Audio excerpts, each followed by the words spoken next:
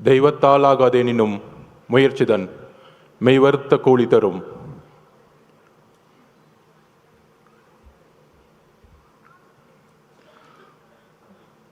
கழக பொருளாளர் திரு வெங்கட்ராமன் அவர்களே, இணை பொதுச் செயலாளர் திரு சிடிஆர் நிர்மல்குமார் அவர்களே, கொள்கை பரப்பு பொதுச் செயலாளர் திரு அருண்ராஜ் அவர்களே, அண்ணன் பொதுச் செயலாளர் திரு ஆனந்த் அவர்களே, துணை பொதுச் செயலாளர், இந்த அவையை நடத்தி கொண்டிருக்கின்ற திரு ராஜ்மோகன் அவர்களே,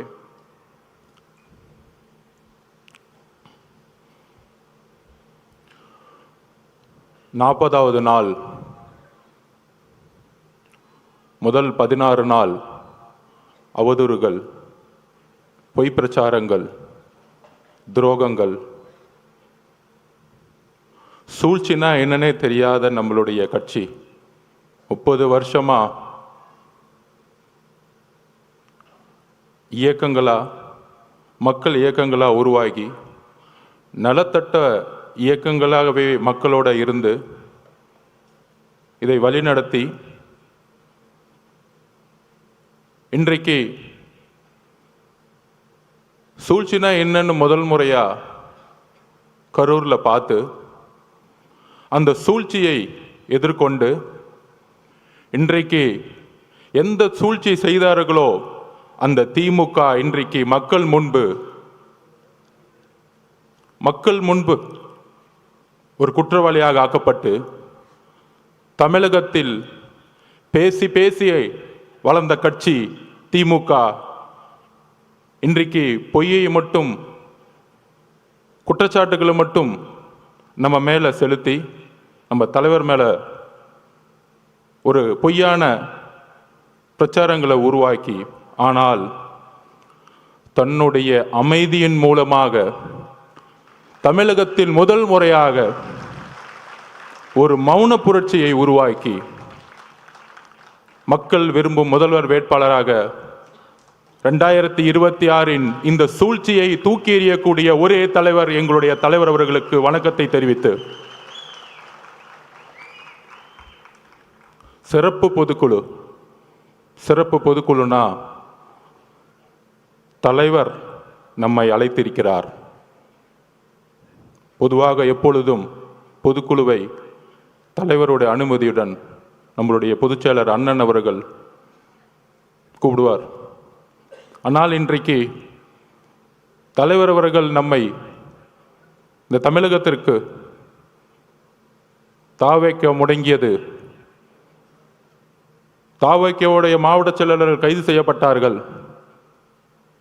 பொதுச் செயலாளர் ஓடிவிட்டார், நிர்மல்குமார் ஓடிவிட்டார். யார் ஓடினது? உங்க அப்பா கைது செய்யும் பொழுதும் நீங்க ஓடுனீங்களே, அப்படியா ஓடணும்? நாங்க கலைஞர் கைது செய்யப்படும் பொழுது யார் ஓடினார்? திமுக வரலாறு தெரியுமா? கலைஞர் கைது செய்யப்படும் சொந்த மகன் ஓடினார். வரலாறு பத்தி பேச ஆரம்பிச்சும் தாங்க மாட்டீங்க. டிவி கேட்க வரலாறு தெரியாமல்ல, எங்களுக்கு மக்கள் இயக்கமாகவும் இருக்கும் தெரியும், உங்களை சூழ்ச்சிகளை சுப்ரீம் கோர்ட்ல போய் தூக்கி எறியவும் தெரியும்.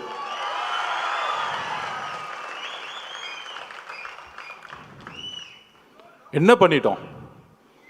மக்கள் இயக்கமா இருந்து ஒரு அரசியல் கட்சியை உருவாக்கி மக்களிடம் போய் ஒரு பிரச்சாரம் பண்றார். முழுவதுமாக மே மாதம் தன்னுடைய பணியிலிருந்து இந்தியாவிலேயே நம்பர் 1 அதிகமான சம்பளத்தை விட்டுட்டு அவருடைய உள்ளுணர்வு, நம்ம இந்த மக்களை பார்த்துக்கிட்டே இருக்கோம், சின்ன வயசுல இருந்து நம்ம நல்லா இருக்கிறோம், ஒரு பெரிய வீட்டில் இருக்கிறோம், ஒரு நல்ல காரில் போகிறோம், நல்ல எஜுகேஷனில் இருந்தோம். ஆனால் என்னுடைய பயணத்தில் தமிழ்நாடு முழுசும் தன்னுடைய தொழிலில் நடிக்க போகும் பொழுது, ஒவ்வொரு ஊராகவும் பார்க்கும் பொழுது இன்னும் குடிசைகளாகவே இருக்கே.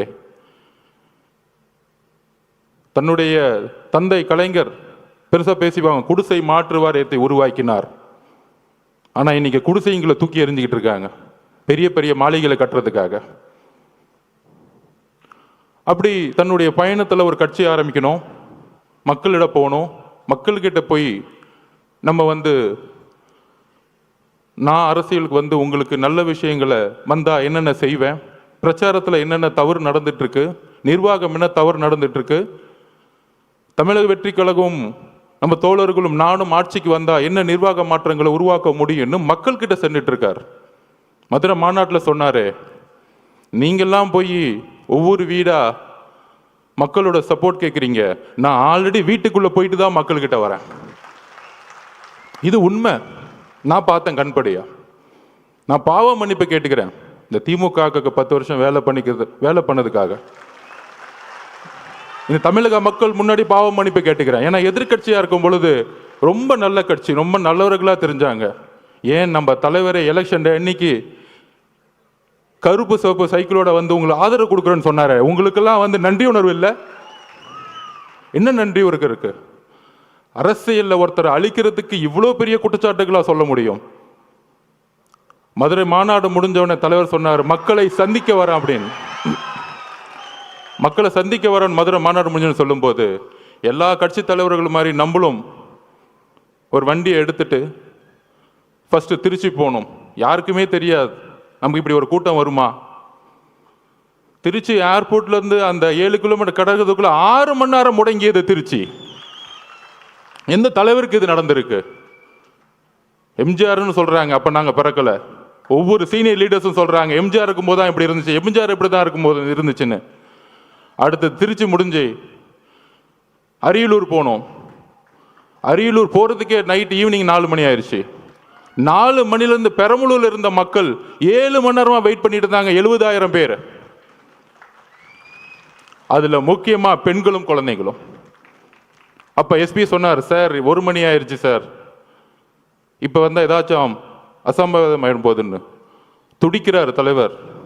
நமக்காக 7 மணி நேரம் வெயிட் பண்றாங்களே, நம்ம போய் மூஞ்ச காமிச்சிட்டு வந்துடுவோமே. ஆனா காவல்துறை அனுமதி இல்லை. வண்டியை லெஃப்ட்ல திரும்பிட்டு ஒரு கலங்கிய கண்ணோட பெரம்பலூர்ல இருந்து கிளம்பினார்.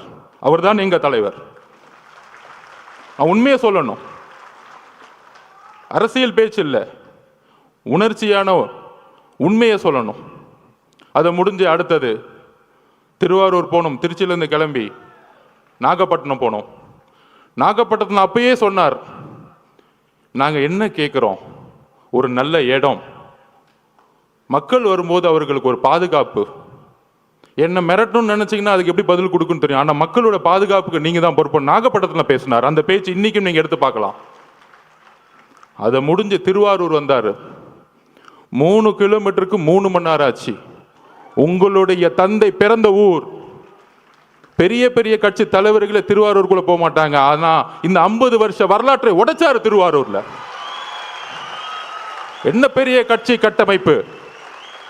நீங்க பெரிய பெரிய அமைச்சர்கள் சொல்லக்கூடியவங்கன்னா என்ன, பெரிய பெரிய இன்ஜினியரிங் காலேஜை கட்டிக்கிட்டு, பெரிய பெரிய மெடிக்கல் காலேஜை கட்டிக்கிட்டு 1000 கோடி பணம் வச்சிருந்த பெரிய கட்டமைப்பா? மக்கள் அந்த கட்டமைப்பை தூக்கி எறிஞ்சிட்டாங்க. நீங்க உங்க முதலமைச்சர் வரதா இருந்தா நைட்டே போயிட்டு மகளிர் சுய உதவிக்குள்ள 10,000 பேர் காசு கொடுத்து கூட்டிட்டு வருவீங்க. உங்க துணை முதலமைச்சர் வந்தாருன்னா, கோயம்புத்தூர்ல வந்தாருன்னா, போக்குவரத்து துறையில இருந்து பஸ்ஸை கூட்டிட்டு வந்து மக்களை கூட்டிட்டு வந்துட்டு இருக்கீங்க. நாங்க மக்களை அப்படி கூட்டிட்டு வந்தோமா? எங்க தலைவரை பார்க்க வரல. தலைவர் இன்னைக்கு தமிழகத்திற்கு ஒரே நம்பிக்கை, அன்போட மக்கள் வந்துகிட்டு இருக்காங்க. அதை கூட உங்களுக்கு புரியல. ஏடிஜிபி சொல்றாரு, டேவிட்சன் சார், இல்ல அவங்க 10,000 பேர் தான் சொன்னாங்க. இப்ப மதி சார்கிட்ட கேட்டு பாருங்க, நிர்வாகிகள் 10,000 பேர் தான் சொல்ல முடியும் ஒரு கட்சி. மக்கள் எவ்வளவு பேர் வராங்கன்னு தெரியாது. உங்களுக்கு தெரியாது. திருவாரூர்ல எவ்வளவு கூட்டம் வந்துச்சு, நாகப்பட்டினத்துல எவ்வளவு கூட்டம் வந்துச்சு, திருச்சியில எவ்வளவு கூட்டம் வந்துச்சு, அரியலூர்ல எவ்வளவு கூட்டம் வந்துச்சு உங்களுக்கு தெரியாது. தெரியலன்னா உள்துறை அமைச்சர் ரிசைன் பண்ணிட்டு போங்க. அப்புறம் ஏன் முதலமைச்சரா இருக்கீங்க? மக்களோட பாதுகாப்புக்கு உங்களுக்கு கொடுக்கறதுக்கு தைரியம் இல்லைன்னா ஏன் ரிசைன் பண்ணிட்டு போயிடுங்க. இப்பயே நாங்க 41 உறவுகளை இழந்திருக்கோம். எங்களுக்கு தெரியும் அந்த வழி. எங்களோட குடும்பம் ஒட்டுமொத்த மாவட்ட செயலாளர் மதி மேல தவறுன்னு சொன்னா அப்புறம் எதுக்கு முதலமைச்சர் ஒருத்தர் இருக்கீங்க? ஒரு இன்டெலிஜென்ஸ் எதற்கு இருக்கு? ஆதவர்ஜன சாப்பிட்டாரா தூங்குறாரா பாக்குறதுக்கா, இல்ல தலைவர் வீட்டு விட்டு வெளியே வந்தாரா பாக்குறதுக்கா இன்டெலிஜென்ஸ் இருக்கு? ஒட்டுமொத்த காவல்துறையும் செயல் இழந்திருக்கு இன்னைக்கு. அதுல ஒருத்தர் நமக்கு அட்வைஸ் சொல்றாங்க, கரூர் மோசமான ஏரியான்னு உங்களுக்கு தெரியாதா? அந்த செந்தில் பாலாஜி ஒரு ரவுடி பையன் உங்களுக்கு தெரியாதா? 6 மாசம் இருங்கடா, யாரு ரவுடி யாரு அதிகாரம் தெரியும்டா உங்களுக்கு. யாருக்கிட்ட? 30 நாள் அண்ணன் அமைதியா இருக்கான்னு பார்த்துட்டு இருக்கீங்களா? அந்த எண்ணத்துக்கு நான் ஒரு பதில் சொல்றேன். நேற்று கோவை மாவட்டத்தில் நம்மளோட சகோதரி மிகப்பெரிய பாலியல் பலாத்காரத்துக்கு உட்படும் பொழுது தவறு நடந்துச்சுன்னு எல்லாம் போராட்டம் பண்றாங்க. கோயம்புத்தூர்ல போராட்டம் பண்றாங்க. அதுக்கு உடனே திமுக ஆதரவாளர்கள் அந்த பொண்ணு ஏன் 11 மணிக்கு அங்க போச்சு? அறிவு இல்லையாடா திமுக காரங்களும்? அறிவு இல்லை? நீங்க எல்லாம் பெண் குழந்தைங்க பெற்றிருக்கீங்களா இல்லையா? உங்களுக்கு அறிவு இருக்கா இல்லையா? பெண்ணோ ஆணோ எங்க வேணாலும் போகணுங்கிற சுதந்திரம் இருக்கக்கூடிய தமிழ்நாடு தலைவர் வந்த பிறகு மாத்து வர்றா. அந்த மாதிரி தான் திமுக வாடகை வாய்கள் நமக்கு வந்து அட்வைஸ் பண்றாங்க. ஏன் கரூர் போனாங்க? திருட்டு பசங்களை பத்தி பேசாம நம்ம அட்வைஸ் பண்ணிட்டு இருக்காங்க. என்ன அரசியல் இது? உங்களோட கேவலமான வார்த்தைகள் பேச தெரியுமா? நீங்க தலைவர் அதுக்கான பயிற்சி எங்களுக்கு கொடுத்ததில்லை. ஞாபகம் வச்சுக்கோங்க. புது அரசியலை உருவாக்க வந்திருக்கும். ஊழல் குடும்பத்தை தூக்கி எறிய வந்திருக்கும். எங்களுக்கு அரசியல் கற்றுக் கொடுக்காதீங்க. ஒட்டுமொத்த குடும்பமும் ஊழலை தவிர இன்னைக்கு எதுவுமே கிடையாது. என்ன எமோஷன்ஸ்! அன்னைக்கு அம்மா வந்திருக்காங்க, தலைவரோட அம்மா. 41 பேர் இறந்த பிறகு ஃபர்ஸ்ட் பெரிய குற்றச்சாட்டுகள். நம்ம வந்து பெரிய பெரிய அரசியல்வாதிகள்லாம் சொல்லுவாங்கல்ல, 2 நாளில் கடந்துட்டு போயிருக்கலாம். அதை ஏன் 30 நாள் வரைக்கும் அமைதியாக இருக்கீங்க? ஏன் உறவுகள், ஏன் குடும்பம், எங்க அம்மா எங்க அக்கா செத்தா நான் 30 நாள் வீட்டை தாண்டா இருப்பேன்? முட்டா பசங்களா? எங்க தலைவருக்கு, எங்க தலைவரோட அம்மாவுக்கு என்ன எமோஷன் இருக்கும்? ஐயோ எவ்வளோ பெரிய சம்பளம், நல்ல வசதியான வாழ்க்கை. இன்னைக்கு அதாவது இந்த பிரச்சனை நடந்த உடனே அன்னைக்கு நைட்டு தலைவர் போன அடுத்த செகண்ட், அதாவது உங்களுக்கு தெரியும், நம்ம பார்த்திபன் அண்ணன் மதியண்ணனுக்கும் தெரியும், எந்த இடத்துலையுமே இல்லாத ஒரு வரவேற்பு கரூரில் இருந்துச்சு. பார்த்திபன் கூட இருக்கார், மதிய சார் பார்க்குறோம். அந்த பாலத்துக்குள்ளே வரும் பொழுது அவ்வளோ போலீஸ் வந்து வரவேற்று ரோப் பிடிக்கிறாங்க. கரெக்டாக அந்த 2 கிலோமீட்டர் கூட்டிகிட்டு போயிட்டு அந்த இடத்துல பஸ்ஸை நிற்க வைக்கிறாங்க. பஸ்ஸை நிற்க வச்சு தலைவரை எந்திரிச்சு பேச சொல்கிறாங்க. காவல்துறை மேலே எங்களுக்கு நம்பிக்கை இல்லைன்னா சூழ்ச்சியே தெரியாத எங்கள் தலைவர் காவல்துறைக்கு நன்றி சொல்லுவாரா? நான் கேட்குறேன், காவல்துறைக்கு நன்றி சொல்லுவாரா? எங்களுக்கு சூழ்ச்சி தெரியல, நான் ஒத்துக்கிறேன். சூழ்ச்சியாக இருக்கிறது தான் அனுபவ அரசியலா? உண்மையில அந்த அனுபவ அரசியல் எங்களுக்கு வேண்டாம். நாங்கள் உண்மையாகவே இருந்துட்டு போகிறோம் மக்கள்கிட்ட. என் தலைவர் அப்படிதான், இங்கே இருக்க ஒவ்வொருத்தரும் அப்படிதான். நல்லது செஞ்சு மட்டும்தான் இந்த கட்சிக்கு வந்திருக்கோம். ரவுடித்தனம் பண்ணி 1000 கோடி ரூபா காசு அடிச்சு வெளியில் ஒன்று பேசுறது, டிவியில் ஒன்று பேசுறது, உடனே முதலமைச்சர் அந்த அடுத்த நாள் 2 நாள் கழிச்சு, அதாவது அன்னைக்கு நைட்டு நடந்துச்சுன்னு தெரியும். நானும் பொதுச்செயலாளர் நிர்மல்குமார் எல்லாரும் போயிட்டு கரூருக்கு வெளியே நிற்கிறோம். தலைவர் போன அடுத்த செகண்ட் உங்களுக்கு தெரிஞ்சிருக்கும், மதியானம் தெரிஞ்சிருக்கும், மிகப்பெரிய லத்திச்சாச்சு அடிக்கிறாங்க. போற இடம் திவிகாவுடைய துண்டு போட்ட இடம் அடின்னு அடிச்சாங்க. இது தெரியுமா ஊடகங்களுக்கு? இல்லை, ஊடகங்கள் தெரிஞ்ச வாய் தெரிஞ்சு பேச மாட்டாங்க. என்ன அடின்னா மரண அடி. ஒருத்தரும் திவிகாவுடைய துண்டோ சட்டையோ இல்லை, ஒரு நீங்கள் இளைஞராக இருந்தீங்கன்னா அந்த கருவிலே நிற்க முடியாது. நாங்கள் வெளியே வந்துட்டு பாடலில் நிற்கிறோம். மேலே நிர்வாகத்தில் இருந்து கூப்பிட்டா இல்லை வராதிங்க, இல்லை நம்ம ஒரு 500 பேரோட போனால் திருப்பி ஒரு கலவரன்னு ஒரு சுச்சுவேஷன் உருவாக்குவாங்க. அப்போ நம்மளுடைய டாக்டர் பிரபுலாம் போய் ஹாஸ்பிட்டலில் உள்ளே இருக்கிறாங்க. அங்கேருந்து நாங்கள் ஃபோன் பண்ணி கேட்டுட்ருக்கோம், என்ன ஆச்சு, எத்தனை பேர் இறந்துட்டாங்களா? அங்கேருந்து தகவல் வருது, பெரிய பெரிய ஜட்ஜஸ் இன்னைக்கு போட்டிருக்காங்க, கரூரில் மெடிக்கல் ஹாஸ்பிட்டலில் சரியான உபகரணங்களே கிடையாதுன்னு ரிப்போர்ட் வருது. ஏன் பக்கத்தில் பிரைவேட் ஹாஸ்பிட்டல்லாம் சேர்க்கலை? அப்போ தாவேக்க கட்சிக்காரங்க ஹாஸ்பிட்டல் பக்கமே வரக்கூடாது, அங்கேயே வெளியேறுங்க. இவங்கெல்லாம் ஓட்டாங்க, தலைவர் ஓட்டார். யாரா ஓடுனது? வந்தால் நீங்கள் என்ன பண்ணுவீங்கன்னு எங்களுக்கு தெரியாது. 75 வருஷம் கழிச்சு உங்களுக்கு சூழ்ச்சி என்னன்னு தெரியாது. எம்ஜிஆரையும் ஜெயலலிதாவையும் சூழ்ச்சி பண்ணி என்ன பண்ணீங்கன்னு எங்களுக்கு தெரியாது. இதே மாதிரி தான் 97 கோர்ட் ஆர்டர் வாங்கி ஜெயலலிதா அரெஸ்ட் பண்ணிட்டாங்க. அப்போ என்ன தெரியுமா வந்து ஆர்குமெண்ட்டு, பேச்சுவார்த்தை அரசியல் விட்டே போயிடுமா?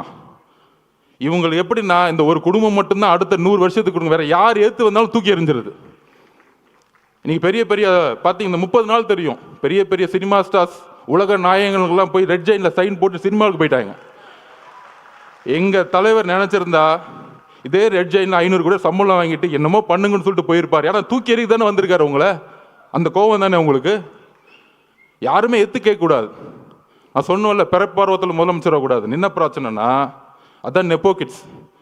இந்த நேபாளத்தில்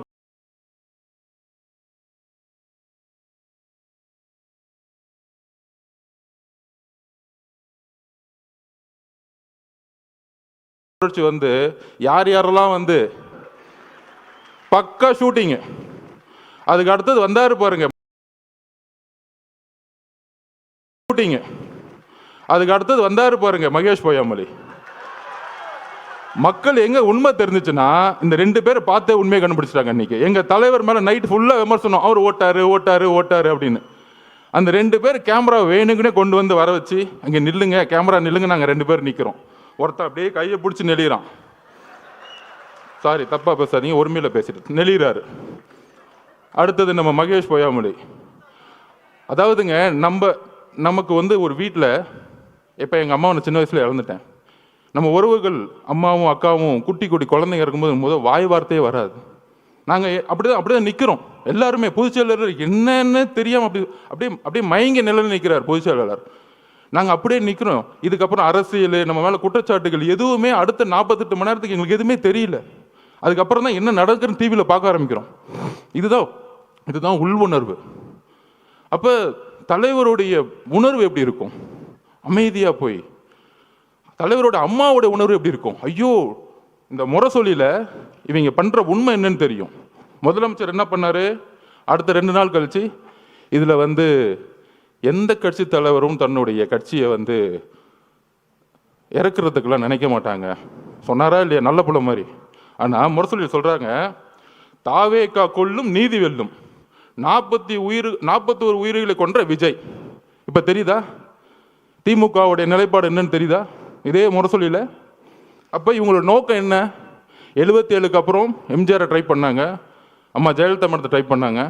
அதுக்கப்புறம் யார் இவங்களை எதுக்கு வந்தாலும் ஏன் காமராஜரே பொய்யா சொல்லி தூக்கி எறிஞ்சாங்க. ஆனால் அந்த சூழ்ச்சியை ரொம்ப அமைதியாக இருந்து, இது அரசியல் சாணக்கியத்தில் தன்னுடைய உண்மை உணர்வு, அந்த மக்கள்கிட்ட இருக்கிற உணர்வு.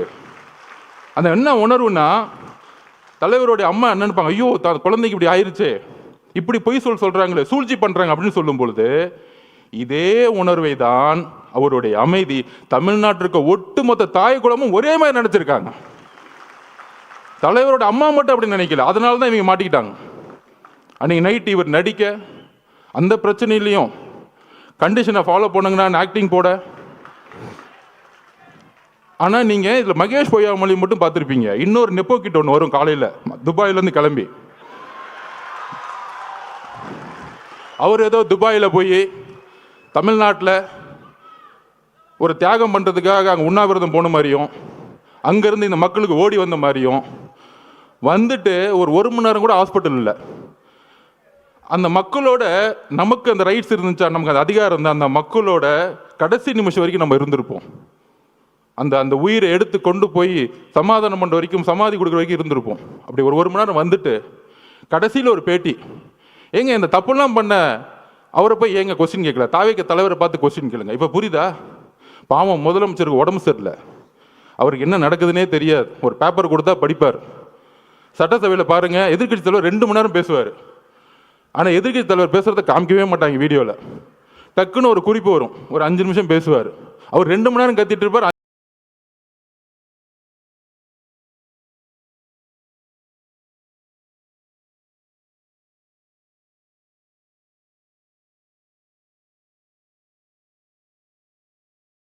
நிமிஷம் பண்ணும்போது லைவ் வரும். அவர் என்னப்பா பண்றது? இஸ்லாமிய சமூகமும் சரி, கிறிஸ்தவ சமூகமும் சரி, பெண்களும் சரி,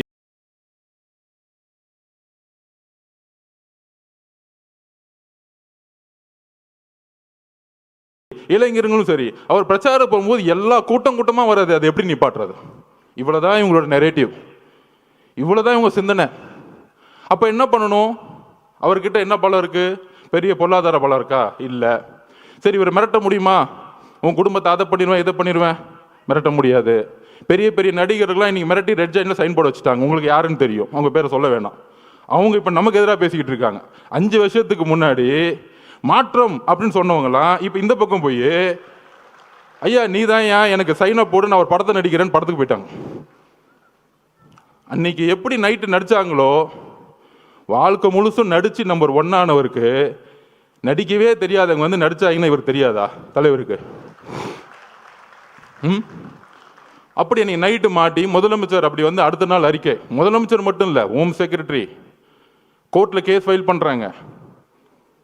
கோர்ட்டில் கேஸ் ஃபைல் பண்ணி எக்ஸ்பார்ட்டி ஆர்டர், தாவேக்கே கிடையாது, யாருமே கிடையாது, திமுகவே கேஸ் போடுமா, திமுகவுடைய அரசு வக்கீலே ஆர்குமெண்ட் பண்ணுவாராம். அதுக்கப்புறம் நான் எதுவும் சொல்ல முடியாது, ஒரு ஜட்ஜ்மெண்ட் வருது. அன்னைக்கு தலைவர் கூப்பிட்டார் இமீடியட்டா, தோழர்களே இவங்களுடைய சதி சூழ்ச்சி, கரூருடைய சூழ்ச்சிகள் நம்ம ஒட்டுமொத்த கட்சியும் அழிக்கிறதுக்கான வேலையை செய்ய ஆரம்பிச்சிட்டாங்க. அதில் துரைமுருகன் பேசுறாரு, யார் கட்சியோட பொதுச் செயலாளர், 1 நம்பர் கமிஷன் விசாரிக்கும், விசாரிச்சுட்டு உண்மை இருந்தா தலைவர் விஜய் மேல வந்து நடவடிக்கை எடுப்போம், நாங்கள் அதுக்கெல்லாம் பயப்பட மாட்டோம். இவங்க சூழ்ச்சி எங்கே வந்துச்சுன்னு பார்த்தீங்களா? இவங்களே கமிஷன் போடுவாங்களாம், இவங்களே காவல்துறையை போட்டு விசாரிப்பாங்களாம், திருடனும் அவனே உள்ள வச்சுக்கிறன்னு அவனே நியாயம் வருவானாம். இதுதான் இவங்க பஞ்சாயத்து, அதிகாரம் மமதை. அப்போதான் சொன்னார் ஒரே ஒரு மீட்டிங், சுப்ரீம் கோர்ட் போங்க, நம்ம நியாயம் ஜெயிக்கும்னு சொன்னார். ஃபர்ஸ்ட் நம்பிக்கை கொடுத்தது அவர் தான். இந்த சும்மா சொல்றாங்க பாருங்க, இவர் ஆலோசனை கொடுக்குறாரு, அவ்வளோ ஆலோசனை கிடைக்கிறாரு, எல்லாத்தையும் பார்த்து தான் வந்திருக்காரு. அவருக்கு எந்த ஆலோசனையும் தேவையில்லை. அவர் சொன்னா செய்யறதுக்கு இங்க இருக்கவங்க எல்லாரும் இருக்கிறோம், 1.5 கோடி பேர் இருக்கும் சொல்ற செய்யறதுக்கு. எங்களுக்கு அவரை பத்தி உங்களுக்கு தெரியாது, அதிகமா பேச மாட்டார். தலைவர் விஜய் அவர்கள் தான் செயல். நீ பேசி பேசி அழிஞ்சுக்கிட்டு இருக்க, அவர் செயல்ல வந்து ஜெயிச்சுட்டு போயிட்டே இருப்பார்.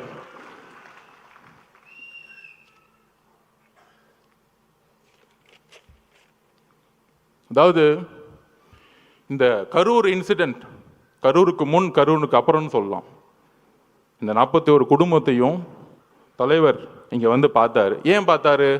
உடனே அனுதாபம்லாம் நம்ம அங்கே தானே போகணும், இவர் ஏன் அங்கே போகல, கரூருக்கு ஏன் போகல? அதுக்கு நான் பதில் சொல்கிறேன். கரூர் காவல்துறை இருக்கு பாருங்க, ஒரு வினோதமான காவல்துறை. நம்ம பார்த்திபனுக்கும் மதியனுக்கும் தெரியும். 8 நாளுக்கு முன்னாடியே 9 நாளுக்கு முன்னாடியே மனுவை கொடுக்குறாங்க. அது நம்ம தவறு தான் ஒத்துக்கலாம், ஏன்னா நம்ம காவல்துறையை நம்பணும்ல, அதுதான் நம்மளுடைய மிகப்பெரிய தவறு. எங்களுக்கு அந்த அரசியல் தெரியல, ஒத்துக்கிறோம், சாரி, மக்களுக்கு நாங்கள் மன்னிப்பு கேட்டுக்கிறோம். அந்த ஒரு தவிர நாங்கள் எதுவும் செய்யலை. எங்கள் மதியனும் பார்த்திபனும் பொதுச்செயலாளரும் காவல்துறை போய் நம்பினாங்க. அப்போ காவல்துறை ஒரு இடத்துல நம்ம வந்து கேட்குறோம், ஒரு 6 இடம் கேட்குறோம். அப்புறம் காவல்துறை இருக்க டிஎஸ்பி, ஒரு சிறப்பு வாய்ந்த நேர்மையான டிஎஸ்பி, நம்ம விஜயகாந்த் சாரோட ஒப்பிடலாம், சினிமாவில் வர மாதிரி. அவர் தான் டிஎஸ்பி செல்வராஜ் அவர்கள். அப்படி அச்சுன்னு தும்முனா கூட கட்சி எடுத்துட்டு போவார். யாரு? நம்ம செந்தில் பாலாஜிக்கு கட்சி எடுத்துட்டு போறவர் தான் அவர். அந்த இடத்துல அப்படி ஒரு ஆளை போட்டு வச்சிருக்காங்க. இருக்கு, வந்துட்டாரு உங்க அப்பா சிபிஐ வந்திருக்காங்க, டெல்லியிலேருந்து வந்திருக்காங்க. சொல்றீங்களா 600 பேரை போட்டோம், அதில் ஏடிஜிபி சொல்றாரு 500 பேரை போட்டோம், இன்னொரு அமைச்சர் சொல்றாரு இல்லை நாங்கள் 700 பேர் போட்டோம். அதோ எல்லாம் ஸ்டேட்மெண்ட் கொடுத்தோம். முதலமைச்சர் முதற்கொண்டு என்கொயரி பண்ணணும் இந்த விஷயத்தில், தகவல் சொன்னதுக்கு. அப்போ அண்ணன் மனு கொடுக்குறாரு.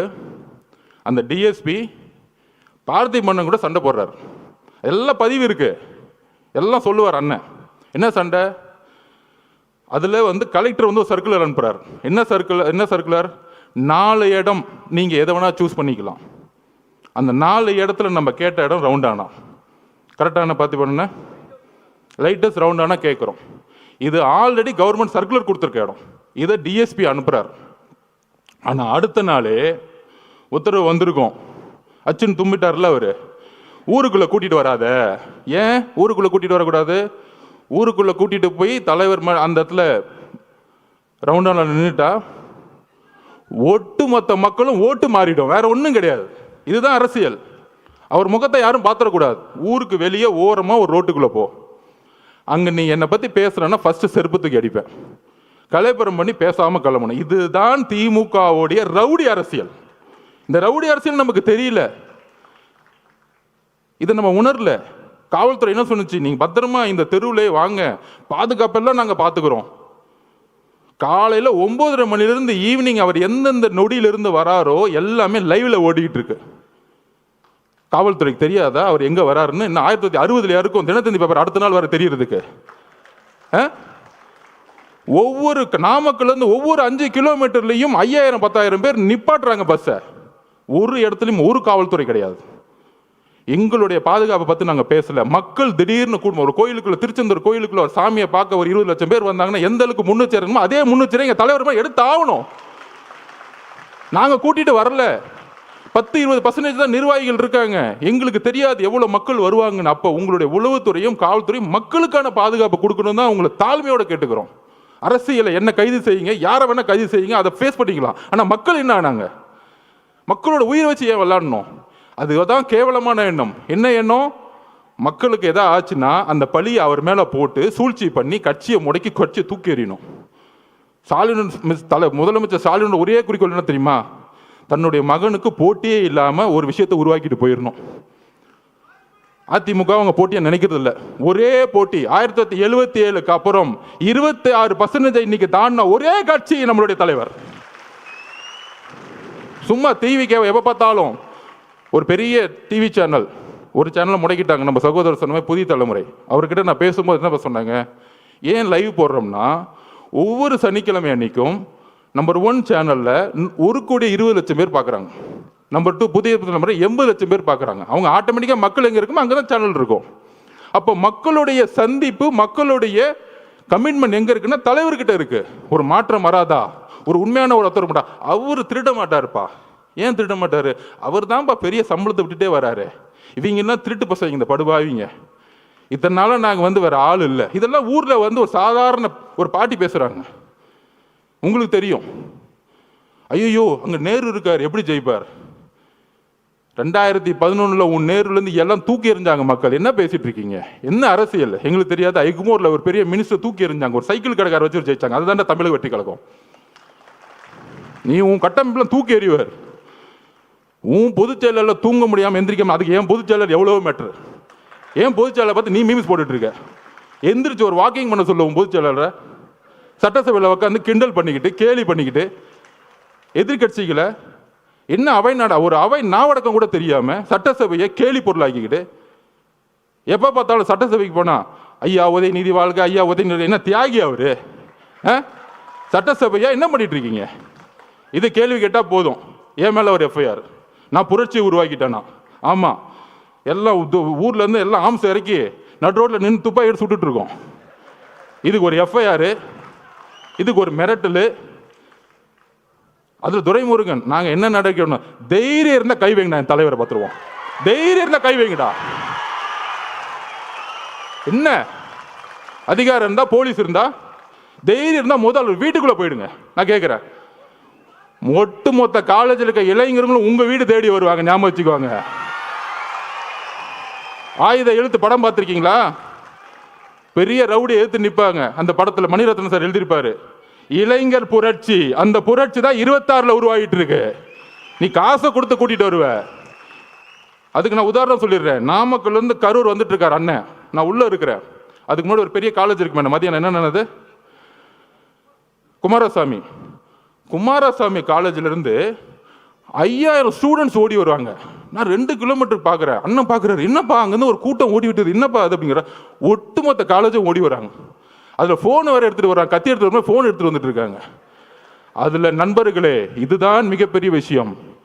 அதில் 5000 பேர்த்துல 3000 போது பெண்கள் ஓடி வராங்க.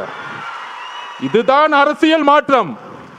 நீ சொல்ற நேரு, வேலு, செந்தில் பாலாஜி தூக்கி எறிஞ்சிட்டு இளைஞர்கள் போயிட்டே இருப்பாங்க. ஞாபகம் வச்சுக்கோங்க. காவல்துறையை பார்த்து பயப்படுற நினைச்சிட்டு இருக்கீங்களா? எங்களுக்கு எந்த பயமும் இல்லை. நாங்கள் ஒரே ஒரு கோரிக்கை தான் மக்கள் முன்னாடி வைக்கிறோம். மக்கள் பாதுகாப்புக்கு காவல்துறை தான் பொறுப்பு. எங்கள் பாதுகாப்பு. என் மேலே எஃப்ஐஆர் போடுங்க, எங்கள் பொதுச்செயலாளர் அரெஸ்ட் பண்ணி உள்ள வைங்க, நாங்கள் எதிர்கொள்ளுக்குவோம். சுப்ரீம் கோர்ட்டு கூட போய்க்குவோம். எங்களுடைய ஒரே ஒரு தொண்டை மேலே கை வைங்க, சுப்ரீம் கோர்ட்லேருந்து ஆர்டர் வரும். நாங்கள் இப்போ சொல்கிறோம், எங்களுக்கு நீதித்துறை மீது, நீங்க நீதித்துறை வச்சு அரசியல் பண்ணினா எங்களுக்கு நீதித்துறையில் என்ன, எங்களுக்கு சீனியர்ஸ் இருக்காங்க. எங்க கட்சி உட்கார்ந்து சாதாரண கட்சி நினைச்சுக்காதீங்க. எங்களுக்கும் தெரியும் அரசியல். ஆனால் மக்கள் பாதுகாப்பு, அந்த பாதுகாப்புக்கு நீங்கள் தான் முதல். இப்போ கூட எஸ்ஓபியை வந்து போட்டோம், நம்ம நிர்மல்குமார் அவர்கள் நம்ம சட்டத்துறை போட்டோம் ஹைகோர்ட்டில் நம்ம கேஸ் ஃபைல் பண்ணியிருக்கோம். எப்படி எல்லா கட்சிகளுக்கும் சமமாக ஒரு ரூல்ஸ் அண்ட் ரெகுலேஷன் உருவாக்குங்க. நமக்கு மட்டும் ஒரு நாளுக்கு முன்னாடி தருவாங்க. ஆனால் திமுக மட்டும் தன்னுடைய புள்ள ரோட் ஷோ போகலாம், அவர் ரோட் ஷோ போகலாம். அது எனக்கு புரியல. எல்லாம் ரோட் ஷோன்னா சாதாரணமாக நினச்சிக்கிறாங்க. ரோட் ஷோன்னா மக்கள் இருக்கணும், வெறும் ரோட்டில் போகிற ரோட் ஷோ கிடையாது. உதயநிதியில் ரோட் ஷோ போயிட்டு இருக்காரு, அது நம்ம பசங்க மீம்ஸ் எடுத்து போட்டுட்டு இருக்காங்க. வெறும் ரோட்டில் அப்படி கை கும்பிட்டு லெஃப்ட்லேயும் ஆளை காணும், ரைட்லேயும் ஆளை காணும். யாரை பார்த்து இந்த பூனை வந்து சூடு போட்டுக்குமே புளியை பார்த்து, எப்போ பார்த்தாலும் நம்ம தலைவர் பண்ணுறதையே பார்த்து பண்ணுறது. அவர் ஏர்போர்ட்டு இறங்குனா கூட்டம் வருதுன்னா மக்கள் வராங்க, உடனே இவங்களும் ஏர்போர்ட் விடனா கூட்டம் வரணும். நம்ம உதயநிதி போகிறாருன்னா ரோட்டில் போடுறாருன்னா ரோட் சைடு லெஃப்ட்டு ரைட்டு பார்க்குறாரு, எவனுமே மதிக்கல. இப்போ கூட நேற்று கூட பாருங்க, வெள்ளூரில் வாக்கிங் போயிட்டு இருக்காரு, யாராவது ஓடி வந்து பார்க்காங்க. எங்கள் தலைவர் வெள்ளூரில் வாக்கிங் போட்டோம், அன்னைக்கு வெள்ளூரை முடங்கி போயிடும். என்ன பேசுறீங்க நீங்க? உங்களுக்கு தான் தெரிஞ்ச அரசியல். திமுகனா கொள்கை, நாங்கள் தான் கொள்கை, எங்களுக்கு தான் கொள்கை தெரியும். நான் ஒத்துக்கிறேன். 1967 அண்ணா உருவாக்கும் போது நாங்களும் அண்ணா வழியில் இருக்கவங்க தான். அண்ணாவோட கொள்கையை நாங்கள் வந்து கடைப்பிடிக்கிறோம், தலைவர் கடைப்பிடிக்கிறாரு. அண்ணாவோட கொள்கை என்ன? பெரிய திராவிடன் 4 மணி நேரம் பேசுவான், எல்லோரும் சமமாக நினைக்கிறது தான் அண்ணாவோட கொள்கை. எங்கள் தலைவர்கிட்ட பேசி பாருங்க 1 hour. இங்கே இருக்கிற பிஎல்ஏ நம்பர் 1 தான், பொதுச் செயலாளர் 1 தான். அங்கே ஒரே ஒரு டிஸ்கிரிமினேஷன் வந்து தூக்கி போட்டு போயிட்டே இருப்பார். எல்லாரும் சமமாக இருங்க. அப்போ அண்ணாவோட குறிக்கோள் என்ன? சாதியை பார்த்து அவர் அரசியல் பண்ணல, மதத்தை பார்த்து அரசியல் பண்ணல, பணத்தை பார்த்து அரசியல் பண்ணல, ஊழலுக்காக அவர் வரல. இதுக்கு மேலே என்னப்பா கொள்கை வேணும் எங்கள் தலைவருக்கு? சொல்லுங்க. நீ 10 மணி நேரம் மேடை போட்டு பேசுகிற வாழ்க்கையில் கடைப்பிடிச்சிட்டு போயிட்டே இருக்கிறார். நீ மேடை போட்டு எதுவும் கடைப்பிடிக்க மாட்டேன்னு எல்லாருக்கும் தெரியும். அதுக்கப்புறம் கலைஞர் வந்தார். நான் ஒத்துக்கிறேன், கலைஞர் மேலே பெரிய விமர்சனம் 2 விஷயம் இருக்குது. குடும்ப ஆட்சியும் ஊழலும், அதில் பெரிய விமர்சனம். இன்னொன்று சமூக நீதியை கொஞ்சம் உருவாக்குனாரு, அதில் எங்களுக்கு எந்த விதமான இல்லை. ஏன்னா தலைவருக்கு கலைஞரே பிடிக்கும், அதை கூட நாங்கள் ஒத்துக்கிறோம். இப்போ இருக்கிற ஸ்டாலின் திமுக இருக்கு, அவர் விமர்சனம் பண்ணி பிரோஜனம். அவருக்கு உடம்பு சரியில்லை, அவர் நடந்துக்கிட்டு இருக்காரு, ஆனால் சுற்றியில் என்ன நடக்குன்னு தெரியாது. கரூரில் பேட்டி கேட்குறாங்க, வந்தார், எழுப்பி விட்டாங்க. ஐயோ உங்கள் பையனுக்காக போங்க, அப்போ தான் பழியெல்லாம் தூக்கி விஜய் சார் மேலே போட முடியும், நீங்கள் தயவு செஞ்சு எந்திரிச்சு போங்கன்னு சொன்னோன்னா அவரும் வந்துட்டார்.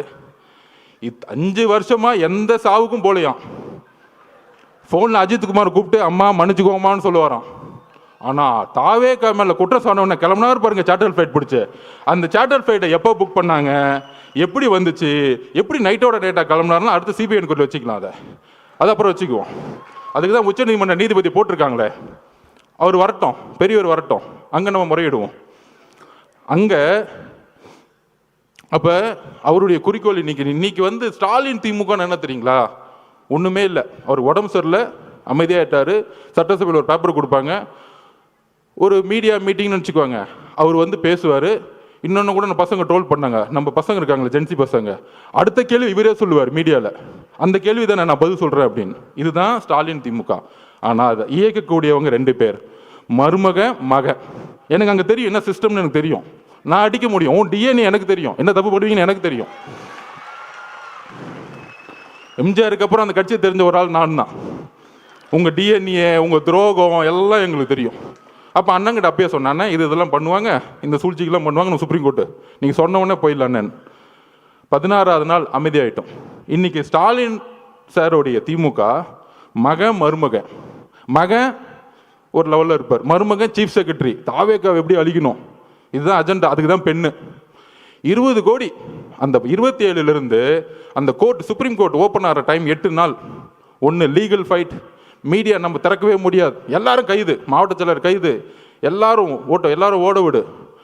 அன்னைக்கு காலைல நிர்மல்குமார் அவர்கள் உயர் நீதிமன்றத்தில் போய் மென்ஷன் பண்ணார். இன்னைக்கு 28ஆம் தேதி சண்டே மார்னிங் அறிவு சார் எல்லாரும் போய் ஐயா உயர் நீதிமன்றத்தில் போய் ஐயா தப்பு நடந்திருக்கு, போஸ்ட்மார்ட்டம் அவசரமாக பண்ணிக்கிட்டு இருக்காங்கன்னு ஒரு மனுவை கொடுக்குறாரு. அவர்கிட்ட பேசுகிறார் நிர்மல்குமார் அவர்கள்.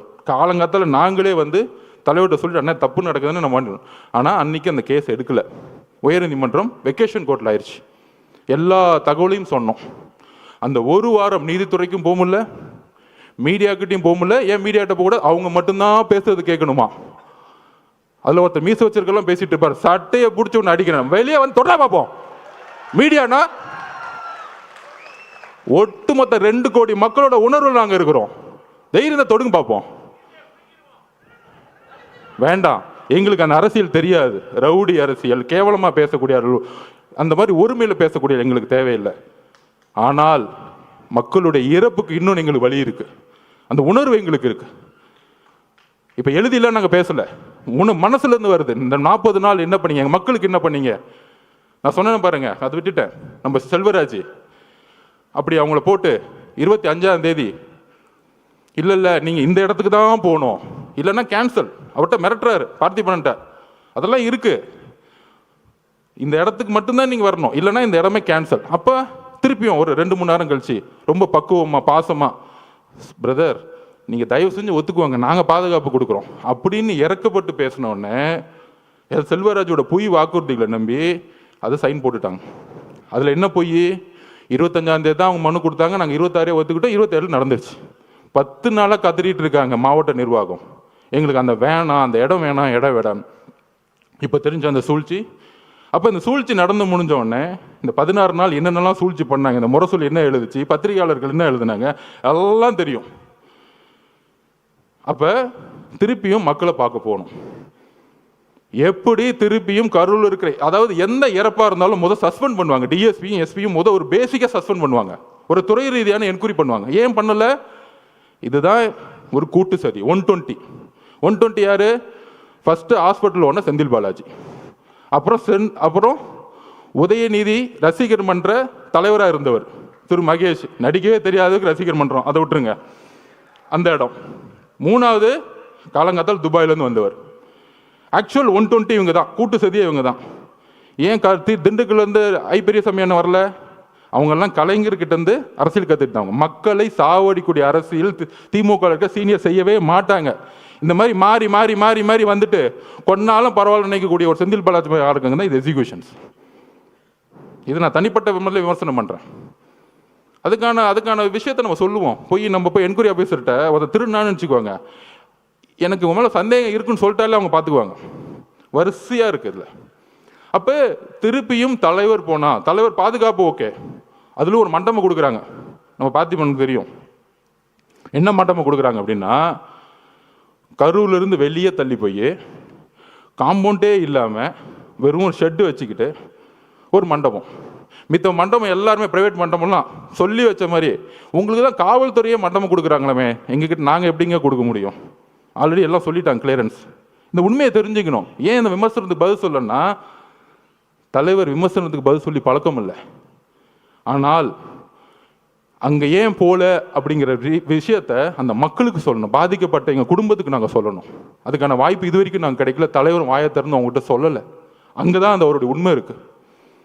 எவ்வளோ கடுமையான ஒரு நேரம் ஒரு தலைவருக்கு, உறவுகளை இழந்து பார்க்க முடியாமல் 30 நாள் வீட்டுக்குள்ளே இருந்து பார்க்கவே முடியாத சூழலை உருவாக்கிய ஒரு அரசு, காவல்துறை, மீடியா இதெல்லாம் பார்த்துக்கிட்டு பொய்யையும் உள்வாங்கிக்கிட்டு கடைசியில் இதே இடத்துல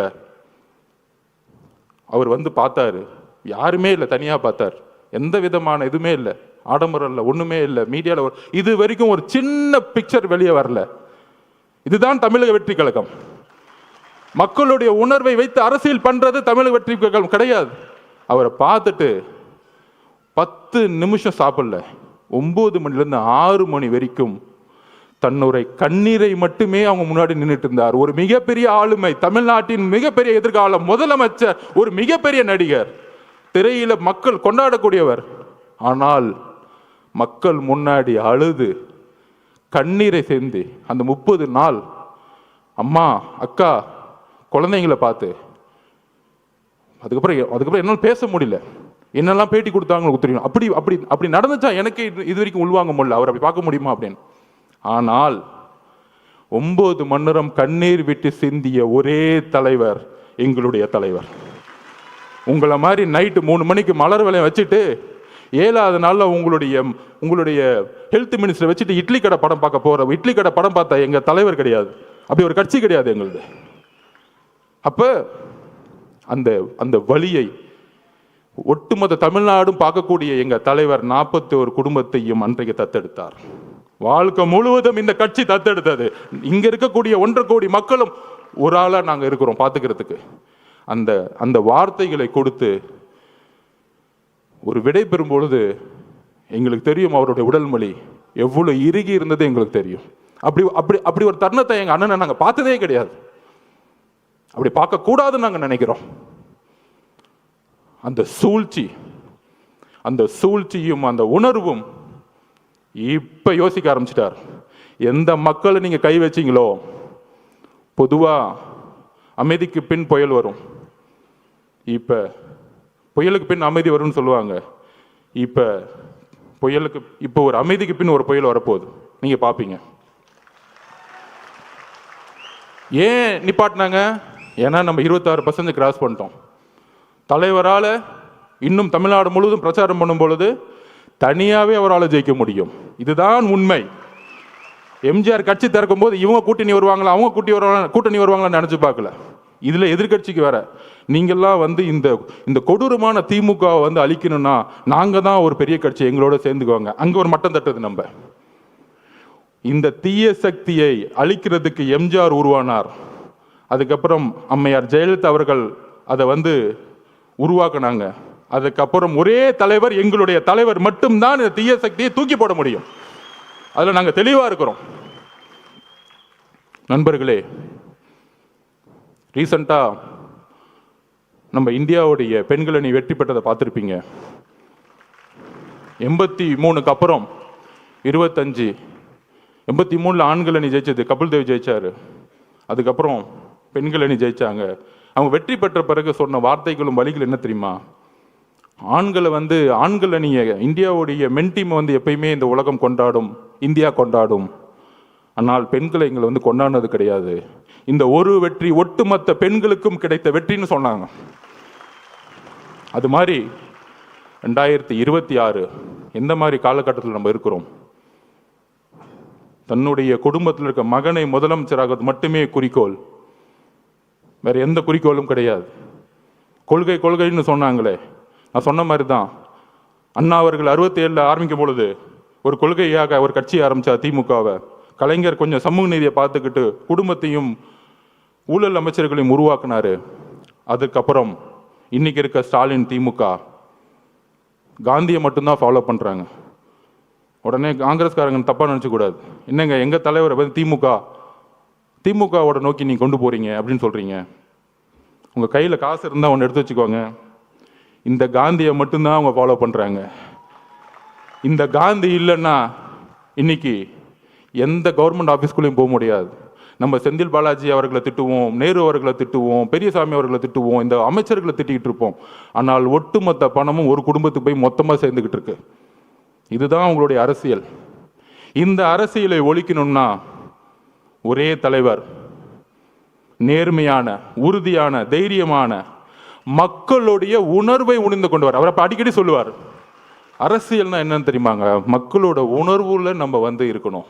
இன்னைக்கு மக்கள்கிட்ட உணர்வுக்கு அப்பாற்பட்டு இருக்கிறவங்க தான் இன்னைக்கு இருக்க தலைவர்கள்.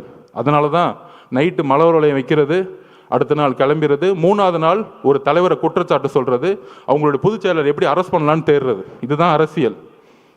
இந்த அரசியலுக்கு அப்பாற்பட்டு நம்மளுடைய வெற்றி, டிவிகேவுடைய வெற்றி எப்படி இருக்கணும்னா, ஊழல் மட்டும் இல்லை. இன்னைக்கு தஞ்சாவூர்ல ஒரு விவசாயி நெல்லை உற்பத்தி பண்றதுக்கு 4 மாசம் சாவுறாங்க.